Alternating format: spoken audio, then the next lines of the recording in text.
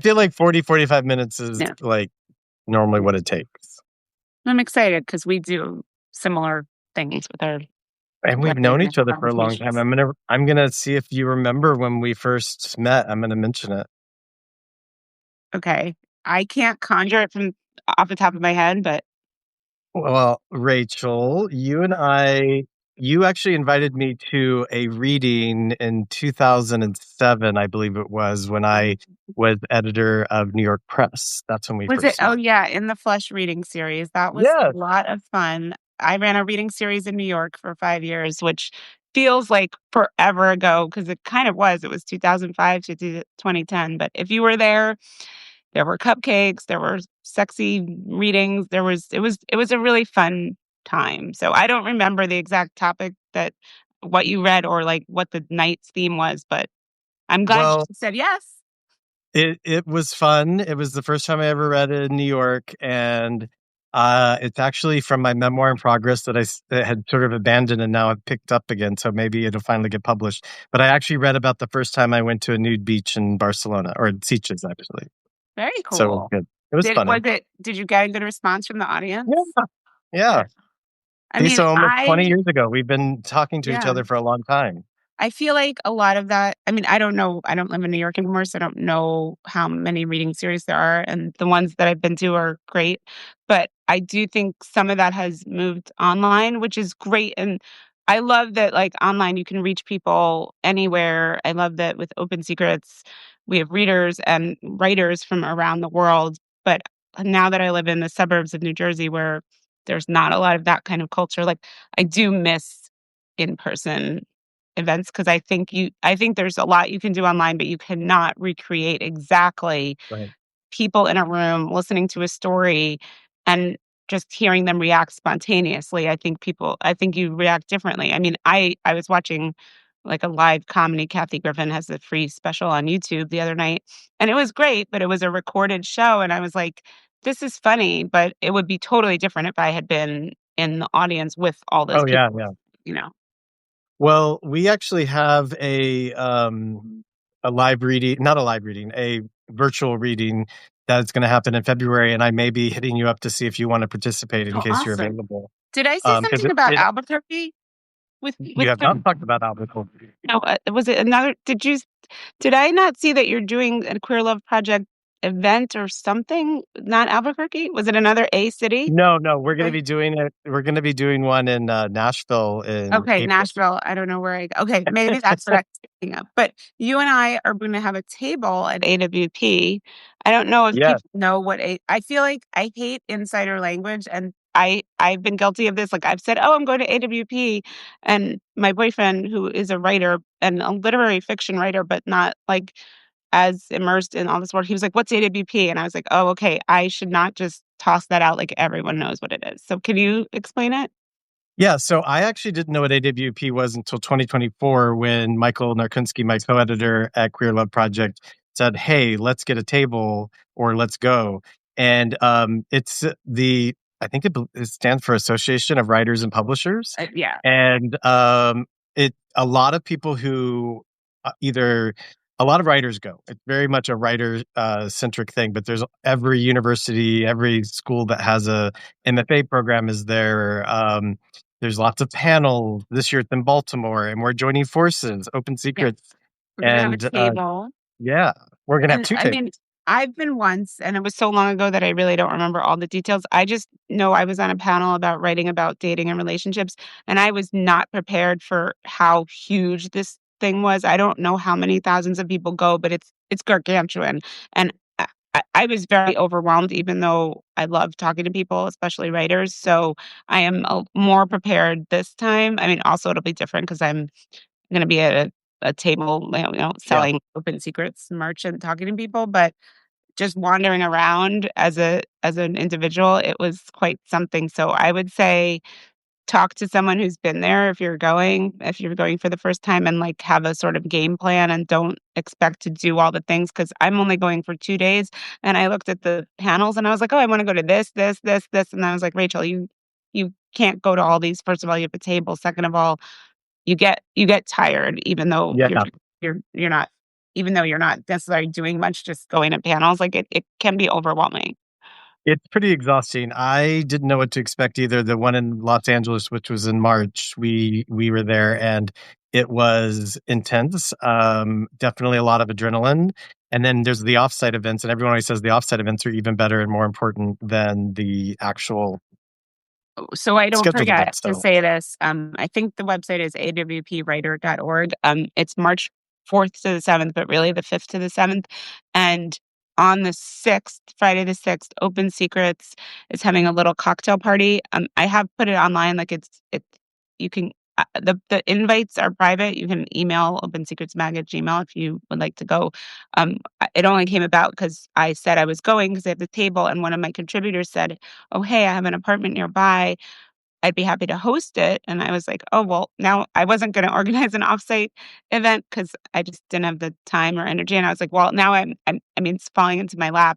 And I love connecting people. So I know about a dozen contributors to Open Secrets who are going to be going to it, and assorted other writers that I know. So, but we'd love to have readers too. We're going to have some food and refreshments. I hope to be there as well. If I'm not comatose after a whole day of I talking to think it is people. gonna be 6:30 to 9 on Friday, March 6th, and it's a few blocks away from the convention center where the AWP is being held, Have you so ever been to I'm Baltimore excited for that. before?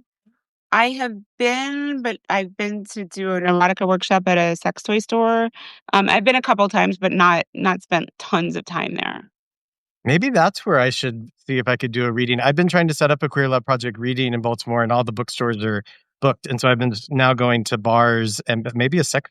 That Uh, store is called Sugar, but I did just wanna throw out I'm not gonna throw it out as a reading because I don't think they do it, but my friend runs a restaurant there called Blue Pit Barbecue, so if you're there and looking for barbecue, I know that's not why people are listening to this, but if you're gonna go on no, the AWB, food in Baltimore is she good. and let me just shout out my friend because I actually know her from erotica from a very long time ago, from, like, the early 2000s. Her name is Cara Bruce, and she edited books like Best Fetish Erotica and a bunch of other erotica, like, way back when, but now she runs a restaurant.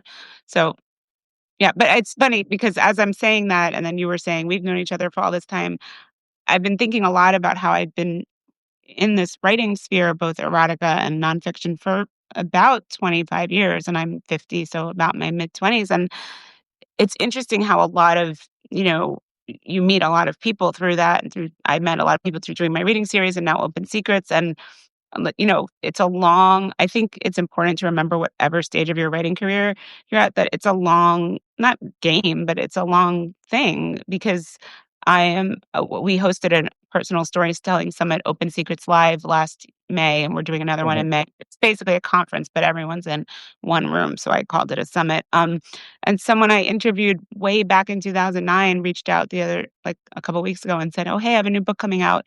It's coming out the week before my conference on May 2nd." And I said, "Oh, that fits in the topics we're covering. So would you want to speak?" But, it was just it's very interesting. And I think, Jerry, you and I are both extroverted in the sense of like wanting to connect with a lot of other Right. writers. Like, I don't know if I'm kind of more introverted now as a person in my day to day life, but I really do I just love talking to writers. And so I had told you about Must Love Memoir, which is a New York City reading series, and I went in March, I think it was. I like took the bus in from where I lived way in South Jersey because I just really wanted to connect with other writers and, read a story, and it was really fun. I'm thinking about the fact that, I read a book by one of the speakers there, and then I bought a book by another that I haven't read yet, but it's different to have read a book later after you've heard someone read in person. I feel like maybe there's a similar thing with podcasts where you hear the person. It's very intimate, I think, in a different way than just reading an essay, which I love reading. I read all the time. But when I hear someone, like I heard Alex Alberto on your podcast, and I was like, oh, I really want to read that book. And then I invited Alex, actually. We haven't officially announced who is speaking at Open Secrets Live, but I can, spoiler alert, Jerry is, and Alex is going to be a moderator. So you heard it here first. The list, I have like 40 people who are speaking because I can't seem to do small events. I know it's epic. It's like I feel like a dozen people is a lot, and you're going to have 40. So gonna Well, be. it started out with 30 and it sort of expanded because I was like, oh, this person would be perfect. So I make it work. But what I was gonna say is just that I think it's cool that especially and Substack, I mean, I don't work for Substack. I don't think the site is perfect. There's a lot of glitchy things, but I think what's cool is that it's easy to join, and so it's easy to connect with people. And I spend that's kind of now my primary social media is Substack Yeah, Notes because I find after I was very active on Twitter and that I technically have my account, but I don't really use it anymore. And all the others, like I joined I'm on Threads a little, but it feels so big and like overwhelming. Whereas Substack, especially Notes, it feels more like what Twitter used to feel like to me, where it's more intimate and the people I'm following, I usually subscribe to them, so I get longer takes on what they're writing about, and it just feels more it feels really nice, like a little corner of the internet, yeah, and I know that there's trust me, I know there's terrible people on Substack, but because I don't subscribe to them, I'm pretty much avoid that, and fingers crossed, I've been very lucky that Open Secrets has not had trolls or, like, terrible homophobic comments. We had, like, one definitely one, and then I think we've had some that, weren't things I necessarily agreed with, but they weren't a personal attack on the person, so I left it up, and the troll person, I was like, "You know what? I have no idea how you even found this essay if you are by a lesbian who you're coming on here to make homophobic comments, like, how did this even cross your path?" right. So, I I have you mean, found that's that the on thing is that Substack? I feel like it's less toxic, and I agree with you that I like that I'm actually reading things from people that I either follow or subscribe, and it's like just a little corner. And same exactly. I've said the exact same thing. That people have described it to me as like when Tumblr was good, but I was never a really Mhm. heavy Tumblr user, so I don't know if that's really the Yeah, I case. was on But it a yeah, little, but I this feels even more it feels, I guess, a little bit similar, but I know that's weird, like, you have notes and you have the newsletters and new people are like, "What's the difference?" I know it's confusing, and I didn't use notes for the first maybe year or maybe even 2 years, like, I was like, "Notes, whoa, that's too much." But once I joined, I realized it's more like a Twitter type thing, but there's not the yeah word count limit, and I find it really nice because I can spend a little bit of time on there and feel like I actually read substantive things versus just, like, dire headlines or, like, people arguing or I mean, not that I mean, I yeah. can handle some of that, but I hate the feeling of spending, like, an hour on social media and feeling like I came away, like, just more not enjoying it really or just feeling like I filled my head with things I didn't need to fill I my was head with. very I was very nervous about at the beginning, so I published a piece with you at Open Secrets before I launched Queer Love Project with you and with Oldster just to see what the experience was like. Like I obviously I'm a person who likes to try things out first, and then I published a piece by you on Queer Love Project just this month, and you published a piece by me earlier this year, which is the essay writing Practice. tips on when is your Yeah. writing good enough. So I had a question for you because from the outside, everyone's like, how the hell does Rachel do what she does? And you've said the same thing about me. Like, we were both very busy doing I these did things. say, like, how do you manage the time? But I feel like Uh, people have said the same thing with you. So, and I know that you've evolved certain columns and verticals. So, like, have you, like, how do you decide when you want to do a new thing or when do you want to evolve it into something else? I mean, it's funny because I've never run a magazine before, and so in some ways that's great because I have like, I love that I have total freedom and I don't have, like, the baggage of, "Okay, this didn't work last time. I can just try things." But then sometimes I'm like, "Wait, what am I doing?" Like, I don't know. I don't have, like, a grand plan. I kinda just do things as the ideas come to me. So at the first I think we started with, like, 7 or 8 or 6 or 7 topics, and then there were more topics I wanted to cover, or I got essays that didn't fit any of those, but that I wanted to publish. So finances, that topic came about because of that. And then that first essay that was in there was about a woman who was being priced out of her apartment in the Hamptons. And I wound up starting a GoFundMe fundraiser for her last year because she's elderly and it was really the treatment she was getting was really bad. Mhm. So sometimes it's based on what comes in. And then columns, I think about a year or year and a half in, I was like, it'll be cool to have a column where people are coming back to read that specific author. I think my history as a column writer, because I've written columns for The Village Voice and for I think I wrote one for Penthouse, but it wasn't as like personal driven. And then I wrote one for the oh goodness, the Philadelphia weekly no, an all weekly Philadelphia City Mhm. paper. Um, I probably would have known it better, but I don't actually live in Philadelphia, and that was a while ago. But anyway, I loved the column writing experience because it felt like each column was talking to the other column, and so I thought, "Oh, I wanna do that with my publication." So I started with Athena Dixon's Radical Pleasure one. I started at one on ADHD, which I'm 3 months behind, but I figure it's a column on ADHD, so I don't have to be as, on it. And then more recently, I asked John DeVore, who had spoken at Open Secrets and whose writing I really like, and he's also a humorous writer most of the time, to write a column, and he suggested the theme "Truth Hurts." And a lot of the topics we covered, Open Secrets, wind up being heavier topics, mental health, family, trauma, and I it sounds weird to say I love reading about those topics, but I often read memoirs about dark topics because I think they help me understand what people are going through and then understand what I'm going through, but I thought, "Okay, we need to maybe lighten up the site a little bit."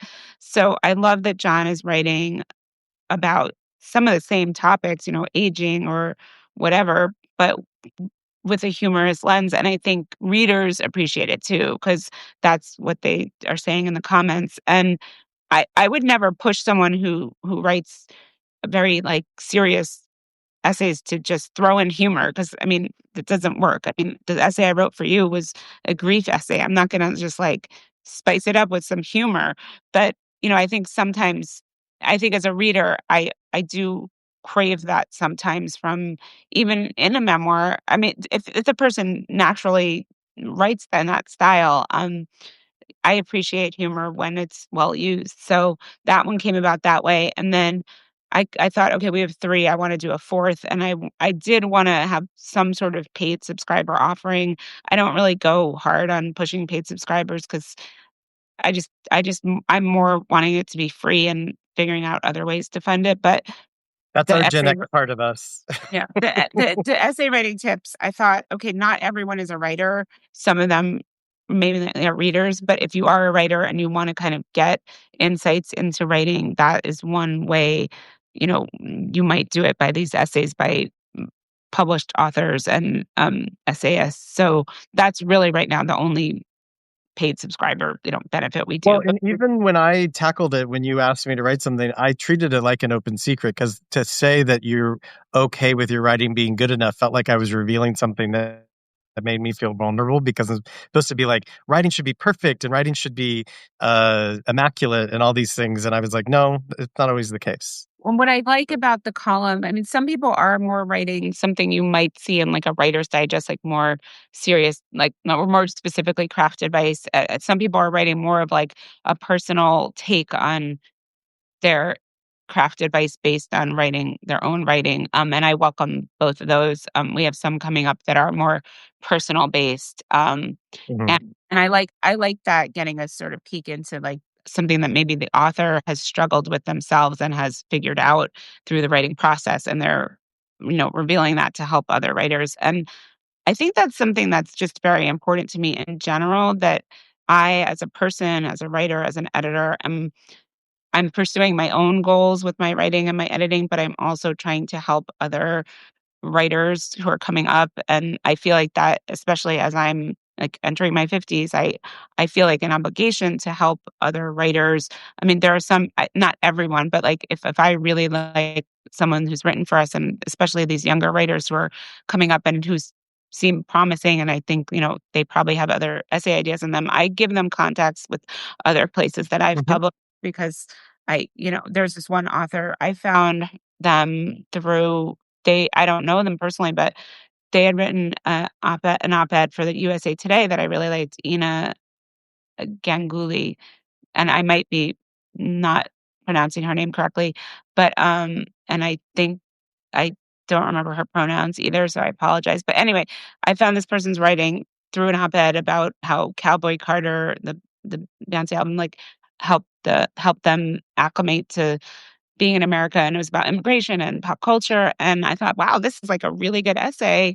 I wonder if they have any other topics," and then they wound up writing about family estrangement, and I had gotten 2 pieces on family estrangement, and then I found out November was Family Estrangement Awareness Month, so I put out a call about that, and I got 2 more, and that I think that was really the first time I consciously went after publishing essays on the same topic around the same Mhm. time. My philosophy before that was, okay, we already ran something on binge eating, so I don't want anything else on binge eating. And then I was thinking about it more and I thought, you know what? Yeah, 2 people wrote about being estranged from their moms, but their stories they had similarities, but they had differences. And then we did a Substack Live together, 3 of us, and that was really cool because, when I'm interested in a topic, like, I've read a lot about dementia caregiving because that's my situation with my mom. I mean, it's not that I'll read every single thing because it's too much, but I've read a lot of different perspectives, and that is helpful because, some you might have X in common with, some you might have Y in common with, some you might have Yeah, Z in common with, and I think as long as it's not, a whole month of the same topic, it was sprinkled in, like, about 1 a week, and then we're doing this food insecurity series, which, yeah, again, it's something that just came up as it happens. Same thing with our climate, vertical, which I just decided last January when the fires were happening and the Palisades fires, I just felt really helpless. And like, I donated some money and I, whatever, spread the word. But I was like, what can I do that is specific to my work that might just sort of not change the world, but just give yeah, people a platform. And that's really how I see Open Secrets, as being a place for people, not that everyone wants to share their secrets, because I think there's this idea that personal essay editors are like predatory and are pushing, like, that all of us are pushing writers to say things they don't want to say. And right, there have been times where people have submitted essays to me and I've said, this is very promising, like, you're about to reveal something very deep and personal, but you kind of skim the surface, could you go deeper? And sometimes they've said, you know what, I don't that's right, not what I wanna do, like, I don't feel comfortable with that, and I said, "That's totally fine. That's what we do at Open Secrets, so I can't publish it," and most of the time, they find somewhere else to publish it, like, I'm not offended or anything, that is my mission, and that is probably the biggest editorial feedback I give people is, like, "What did it feel like to have this experience?" Or, like, "What were the stakes?" Like, "That correct, you did this, what might have," "who might have," you know, yelled at you about this or whatever. I mean, I do push them because I think that the more vulnerable you are, the more you're revealing something that is challenging to reveal, the more readers are going to connect with you. And I don't think that's for everyone. I think there's some people right. who naturally want or want to do that or process things that way. That's always been how I've processed things since I was a teenager, writing letters to the editor about my dad's alcoholism. Like, I have always found writing in public, like, cathartic, but I recognize that not everyone does, but I also really welcome the people who aren't used to that, but who try it out because they've seen other people doing it and at Open Secrets or elsewhere, or maybe one of our prompts gives them an idea. And I had these 2 sections I launched this year for flash essays of 500 to 999 words, partly because, I don't have the time to edit the longer ones like as often, but also I thought readers might want a little break, like a shorter piece, and I'm usually lighter, sometimes not lighter content-wise piece. And Right. Hopkins has been really fun. I mean, someone wrote about thrifting, someone wrote about pickleball, someone wrote, yesterday about, crafting and, like, is there crafting stash become what's the line I between, love like, a that piece, stash and a yeah, I hoard? thought that was And great. I thought that was really cool. Like, I am not a crafter, but I think you don't have to be a crafter to relate to that, and that's something that I think has been really cool to see, that we have a pretty robust comment section, like, people do comment, and writers say, "It was a good experience because of the feedback I got from readers," and that means more to me than, like, subscriber numbers or awards or anything, like, to know that it's readers and authors are connecting on a platform that I created, like, that feels amazing, and Well, so that's one that thing that helps I to wanted motivate. to Yeah, I wanted to dive into that because one of the things that you told me about your essay that I published was that you did share the essay Yes. with Kiki's uh, Right. Yeah. widow. Right. Let me just recap what that. It was about my Yeah. ex-girlfriend turned best friend in our 40s, passed away 2 years ago, like April 2023. And when we were together, I wrote about our relationship, and we had a rocky breakup that I also wrote about. I mean, we went through a lot of ups and downs, but in the last year or 2, especially last year of her life, we were very close, like texting, emailing every day, like super close. And so when she died, and we weren't physically close because she lived in Florida and I lived in New York. Hmm. So we weren't seeing each other in person, but like still there was almost maybe more, maybe not more intimacy, but like, when you're it's your ex, and B, it's your very close friend, and you're like just in constant contact. Like she knew all the big things happening in my life. Yeah. Whereas my other friends who I'm close with, but like, unless, I'm not in daily contact with. So after she passed, like, it's been very hard, and it's better now. It's been 2.5 years, but there are moments where something just sort of sneaks up on me. And I didn't get to mention this in the essay, but there's a book called Welcome to the Grief Club by Janine Kuo, who has an amazing Substack. Janine KWOH. Her Substack is called something like "What if I make a mistake?" Or it's not. That's not what it's called, but it's something like that. And her artwork, she has a greeting card company. It's all about like kind of our worst case scenarios about ourselves.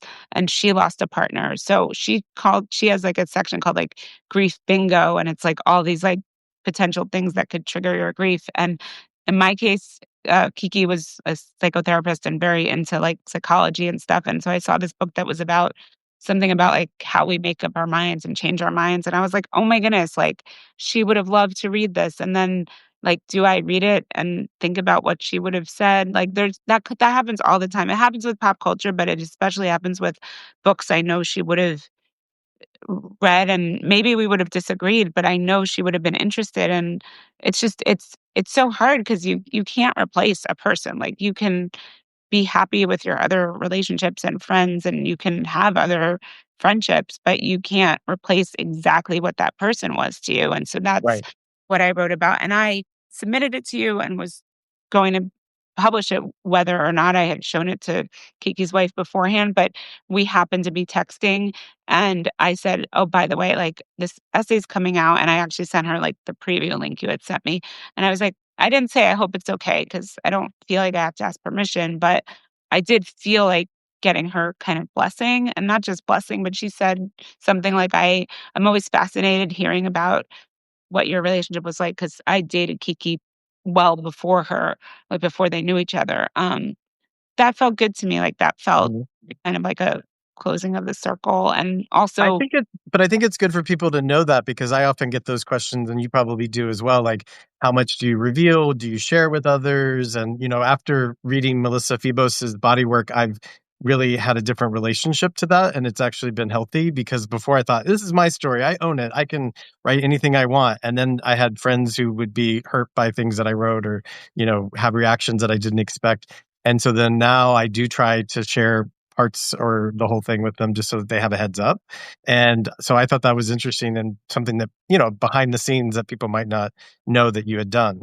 I wanna read that. I own that. I haven't read it yet. But I also wanted to say, like, I think you can do all the sort of checking in with people. You can, or you can choose not to, but ultimately people are gonna have their own takeaway. Right. And I might be mangling this quote, but Tracy O'Neill, who wrote a memoir called Woman of Interest about searching for her biological mom, someone asked her at Open Secrets Live something like, "What did your parents, or her adopted parents, think?" And I forget exactly what she said. I think she said something like, they were okay with their portrayal, but my mom didn't like that I described her as needy. I think that was it. And I just thought it was so interesting because I think even if needy is not necessarily praiseworthy, but like even if you're praising someone, they still might not see themselves the exact way you see them. And I think some of those things would never get expressed verbally. Like you wouldn't necessarily say, "Hey, I think you do XYZ or you're like this." But in your writing and you have to explain a character who's a real person what they're like stuff comes out and you write in a maybe a different way than you speak or for a different audience. And not everyone is going to love their portrayal. And I think you just have to accept that if you're going to publish work under Yeah. your own name. Well, the essay I published with you about basically not understanding that I was poor and my mom telling me don't tell people outside of the family anything about us was interesting because my parents don't read really, but my brother tells them about the things that I publish, and they were upset because they're like, "We weren't poor," and I was like, "Well, actually, we were. Yes, we always had food, and you always made sure we were well clothed, but we were living in poverty. We just did a really good job of hiding it." And that's part of a open secret, and it's also one reason why I've tried to live the least secretive life, right? So that's like to me a strategy rather than having to hide all those things. Although I hid I it for a long also time too. I think it's interesting. I mean, something I plan to do, I haven't really properly done it, but when you have a writing family where siblings are writing memoirs or parents and children are writing memoirs, I think that's very interesting because, ultimately, like your parents could write I mean, most people's the people who are commenting on the writers in their life are probably not gonna also be writers themselves, but if they are, you do get a chance to get that other perspective, and Right, I think it's important to remember that you're not trying to say that you have the definitive take on what right. you're writing, you're saying, "This is my experience." Obviously, someone else would have a different experience, and there's an essay we published, uh, um, I forget the exact title, but it was about, like, this this woman's friendship. There were all these red flags over the woman's friend suddenly getting engaged, and then it turned Mhm, a domestic violence situation.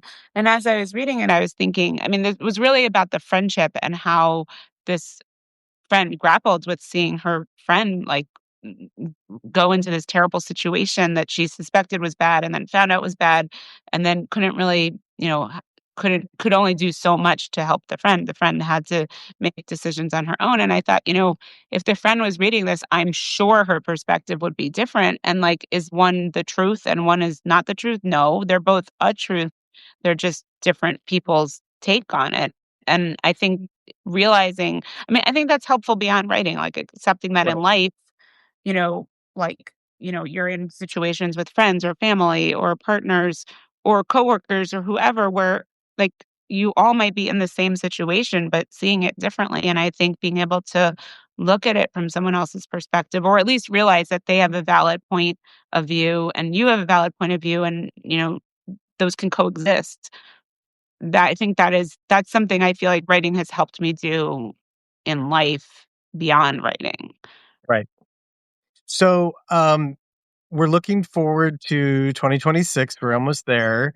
I know I'm always open to submissions, as are you. We have a new call that's gonna go out in a couple days, which actually is gonna be around the theme of sacrifice, which I feel like is a Oh, pretty broad I theme. like that. I Um, love a scene. I love a yeah. scene. Like, to me, like, even just a word, like, right now, The Sun magazine, which I don't regularly read, but I've read some of their readers' write column, they're looking for the theme of distraction, which if anyone, like, look up The Sun, the deadline is January 1st, and I was like, "Oh, hello, ADHD, like, my whole life is a distraction." And, I mean, it's like an hour-long distraction before I even get to whatever I open it up for, so, I love a prompt. So So what else are you looking forward to, though, in the coming year? Obviously, we talked about our, AWP experience. You have May the summit 2nd in May. is Open Secrets Live, so the best way to get the information on that is to subscribe to Open Secrets because 'cause we're gonna release tickets probably end of January, and there is a really amazing lineup for that. We are currently and pretty much indefinitely taking flash nonfiction essays of 999 words for our hobbies and objectives sections because those run every week. And then I don't know exactly when, but I think before AWP or right around like March 1st, a couple days before, I'm going to release a new call for submissions for all our categories. But part of why I've delayed that is like I have some scheduled out through end of March. So I don't like to make people wait so long to get published where I say, "Oh, it's December, you're being published in July." I know some publications, like print publications, have to do that, but for an online publication, I don't like to make people wait too long, so I'm trying to catch up a little more on the publishing side, and then in March say, "Okay, like, these would be published in probably April and later." So, if you Right. have ideas for open secrets, you can look at our categories and, think about that. So Yeah, one question I have for you is you tried to do a relationship or dating column, and I was really jealous of the title of it because I thought that would be oh, the perfect. Dear Daddy? That Yeah. one also fell into my lap. Someone came to me and said, "Look, I have this kind of experience and I've never written a advice column. Would you be open to it?" And I wasn't sure because advice is a little outside the my original vision for Open Secrets, but I said, if you can give your answers in the form of basically an essay, like not just this is my advice, but this is my experience, and then here's my advice based on my experience, I'd be open to it. So that was an interesting experiment. Sometimes we got more questions, and sometimes we struggled to get like enough questions. And that was fine. But then they were like, eventually, we're like, oh, I have other obligations, so I can't Hmm. continue um, and I'm okay with that, and then I had liked the cadence of having a column every like 4 different columns running, because I just thought it's nice for me as an editor, it's just kind of nice to know, okay, these are sort of ongoing things, and I like having the hobbies and the objectives because those are ongoing. Oh, and then I did wanna throw in a plug. We have a book club. We're kind of working out the book club part of it, but we do a interview with an author every other month, and the next one is January 29th with Vina Dinavahi, whose memoir, The True Happiness Company, was one of my favorite reads of 2025. It's a memoir about how at age 19, she was very depressed, like expressing suicidal ideation, and her mom was trying to help her and found this guy who was supposed to help troubled people, and he wound up being a cult leader, and she's Indian American, and she winds up becoming a Mormon, married to a white guy, having 3 kids at a pretty young age, and eventually realizing, "Wait, this is am I in a cult? Maybe, yes." And so, I mean, spoiler alert, she gets out of it and is thriving. You can follow her on, social media, but, her writing is beautiful and devastating, and it's like you're like, "How did this happen?" And she shows how it happened gradually. It wasn't like, this is a cult. It was very gradual, and, like, his advice seemed good at the beginning, and then kind of her and her husband would be, like, having these fights and, like, on the phone with him and, like, "What should we do?" I mean, they basically their whole lives were dictated by this guy, and it's super sad. You're like, "Wow, that's terrible." He's like, you know anyway, so we have this book club, and it's fun. It's been fun so far, and I love championing books, so I would love to do it, not necessarily more often than every other month, but other sort of book, I don't know, Yeah. something with Well, books. yeah, we my book club and Queer Love Project, we do fiction because we don't publish fiction. So I figured Yeah, I wanted a way to highlight fiction, and so we I do like that that. every other month. So There's a yeah, I lot of have a books that you've author covered. for February, but I haven't announced it yet. Yeah, there's a lot of authors or that I've like Middle Spoon, like, I find out a lot of books through you, and I'm like, "Ooh, Middle Spoon," so, like, that's on my list. That was a fun one. That was a hard one to get, to be honest. That's like a big 5 publisher, and I had to, like, go through the publicity, and then they didn't really tell. Anyway, I've also turned a lot of people onto Substack because, like, Alejandro had never used Substack, so I had to, like, basically teach him how to use the platform, so, we should all be getting Say, as someone help. with ADHD, I love Substack and I do really like notes, but, like, I should not be allowed to see the, like, suggested follows because I almost always writer I've heard of, follow, like, publication I've heard of, follow, and then before I know it, I mean, I must follow who knows how many people. I don't mind because if I don't get to read them all, I don't get to read them all, but it's just so enticing. You're like, "Wow, that person sounds cool. Wow," like, Well, I was assume it that's why Kathy they launched Valentine the from the follow feature. Go-Go's? Yeah, because we don't have to then subscribe to every, Yeah, newsletter. We can just follow them and if they're on Notes, but yeah.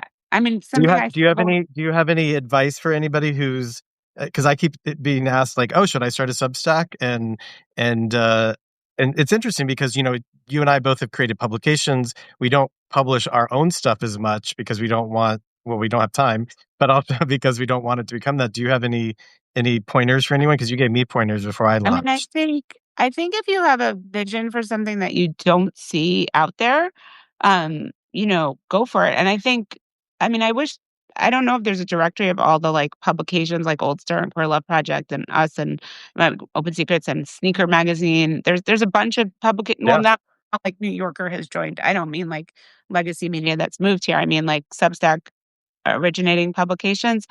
I think if you see something that doesn't exist that you'd like to put out there, like, go for it, especially if it's, like, a niche topic, like, I mean, just the first thought I had was stickers because I used to collect stickers, and there's some sticker communities on Facebook I'm part of, and, like, if someone started a, like, sticker collecting Substack or something like that, like, I would join. I'd be like, "Oh, that's cool." I love it. You're the second person who's talked about stickers to me in the last week, and I've been thinking about getting my sticker book from my closet at my I parents' house. love that you still have it. I wish I Yeah. had more. I really some of the stickers 'cause I would spend like, I remember I don't know how old I was, 10, and it was, like, $8 at the store, and which was a lot for me then, and I was just, like, so excited. They were, like, the puffy ones with the Yeah, the puppy fur. stickers.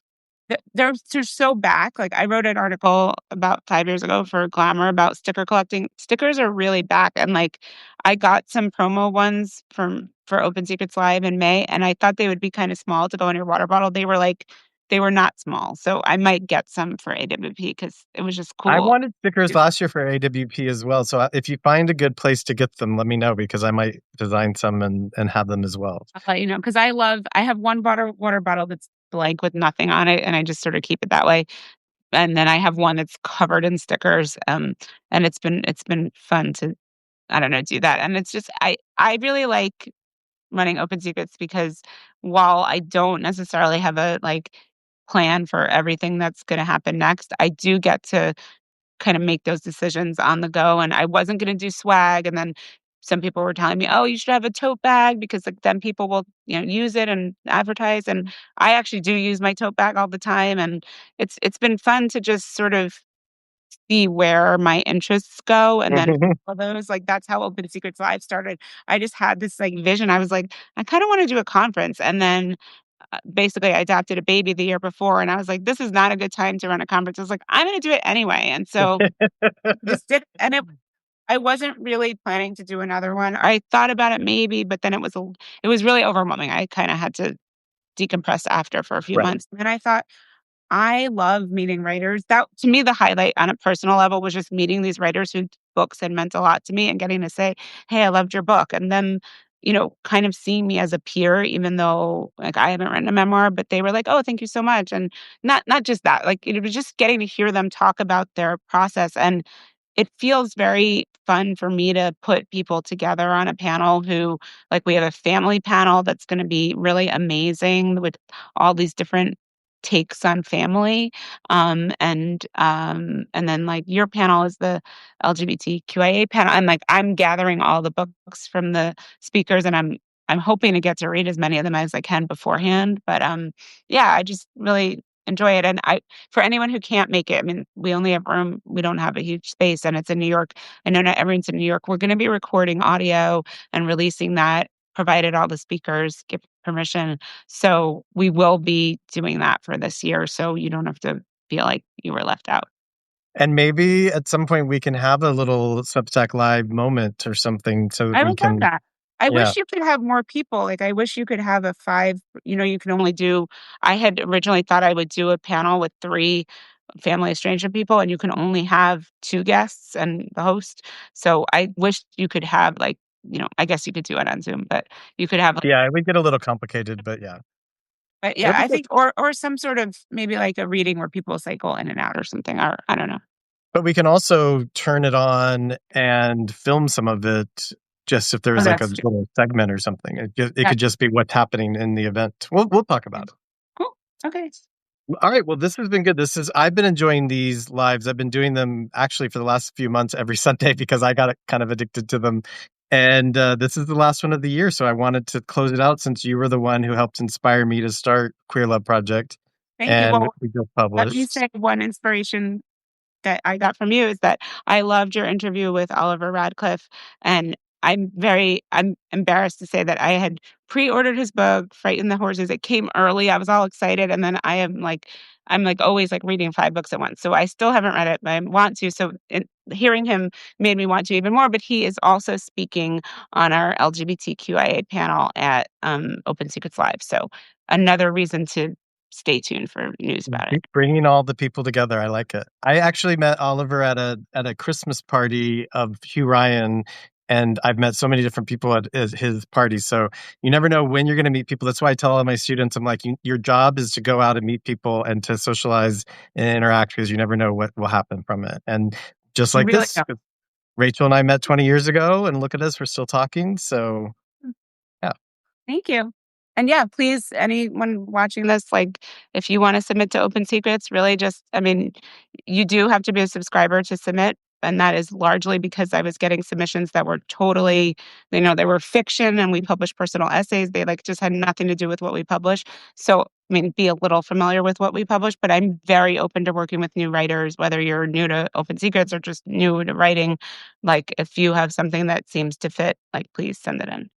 Same. Queer Love Project is always looking in. We also pay, and we also you have to be subscribed, as because I learned that from Rachel. So, and thanks everybody for joining us, and you'll see us soon in real life, hopefully. Yes. Thank you. Bye. All right, bye.